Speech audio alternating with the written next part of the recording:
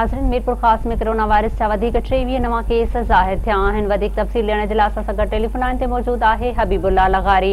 जी हबीबुल्ला, छा तफ़सील आहिनि? जी, मीरपुर घाट में सॼे मुल्क जी आहे। मीरपुर घाट में आलमी वबा कोरोना में तेज़ी थी वई आहे। अॼु 23 वधीक नवा केस ज़ाहिर थिया आहिनि। ज़िले में जेको आहे कोरोना मुसाफ़िरनि जो अंक 505 थी वियो आहे।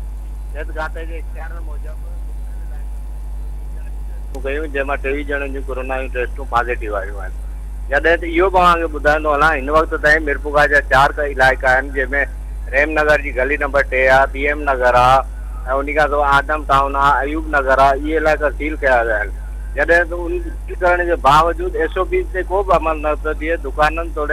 दुकानदारनि तोड़े शहरनि पारां न सैनिटाइज़र ऐं मास्क जो इस्तेमालु न पियो कयो वञे, ऐं पुलिस पारां उन मामले में का बि सख़्ती न थियण जे करे लोकल ट्रांसमिशन में तेज़ी थी रही आहे।